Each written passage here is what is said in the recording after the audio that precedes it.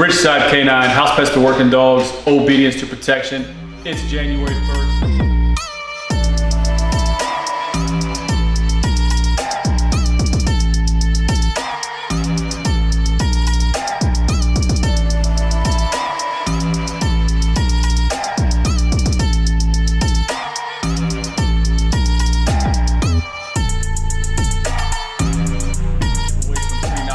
Guys, we have a lot of exciting things going on at Ridgeside Canine.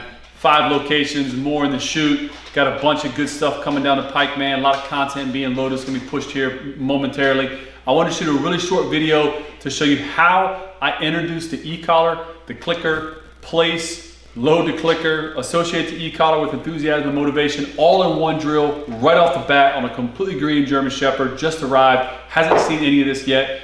We're gonna jump right into it. Yes, I said place work, clicker with an e-collar all at the same time on an absolute green dog. E-collar is going straight on the dog. You're gonna be surprised how we do this though, okay? Really quick, we associate clicker, e-collar, food, motivation before STEM is ever introduced, guys. Very, very important. A dog must have clarity of task to be able to do that task even under stress prior to STEM ever being introduced. Very important as well, before STEM is introduced, a dog must understand how to turn STEM off. Activation based on behavior, non-compliance. Deactivation based on compliance and doing tasks, right?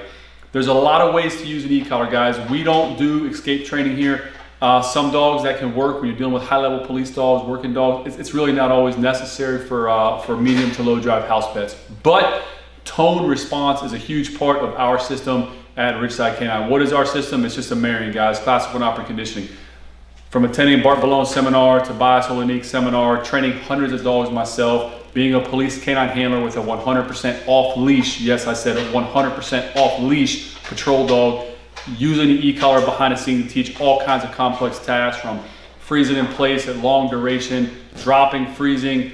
I mean, you can do all kinds of things on the e-collar when you understand the communication aspect of the tool. Yes, you can mess a dog up on an e-collar in a heartbeat. You can have a dog on eggshells. If you're dealing with a timid, nervous, scared, skittish dog, sometimes I'll be honest with you, an e-collar may not even be appropriate for the dog. I still like to use it for vibration, lights, tone, all these different things. But if you already have a dog that's very mentally weak and now you start hitting the dog left and right, it may work, it may not.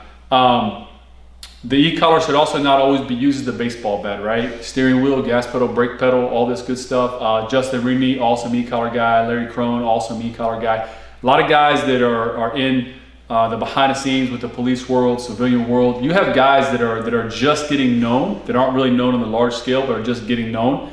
And these guys have been using e-collar for 20, 25 years, guys. So follow, research, take a little bit from everybody. That's what I did. I've taken so many seminars at this point, I don't even know, to be honest with you, but I've also personally trained hundreds of dogs. So my system has been evolving as I do it, and it works for me. It's easy for me to explain and transfer that information to a client, and that's also very critical when using e-collar as a trainer, guys. Remember, doesn't matter what you can do in your environment. It means nothing.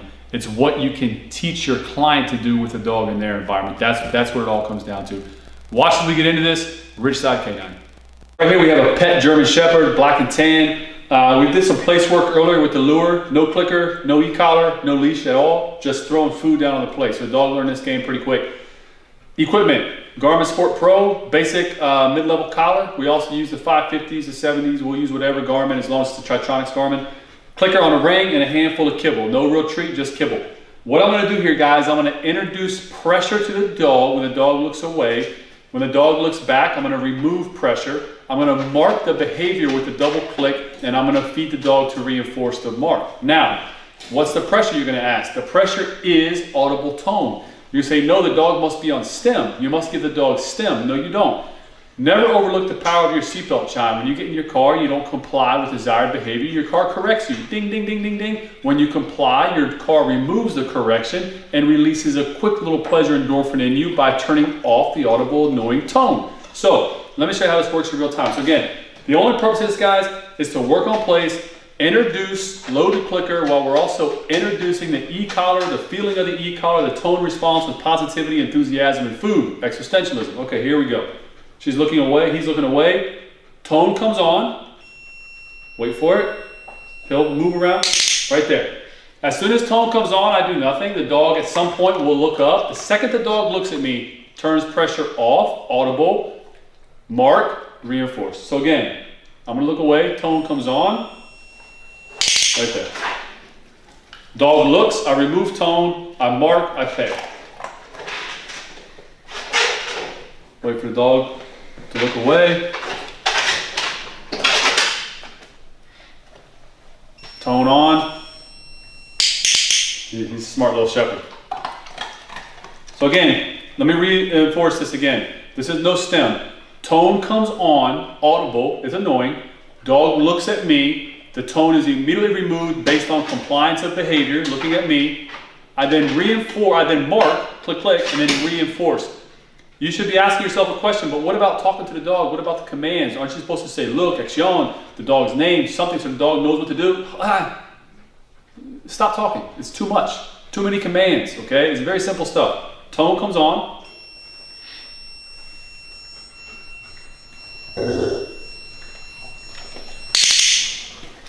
Good lesson on that one. That's super bud. Keep it simple, guys. Smarter, not harder. Yes, at some point we must introduce pressure. But before I ever corrected the dog for not paying attention on tone, I must give at least 100, 150 repetitions so I know for sure he knows that tone means pay attention.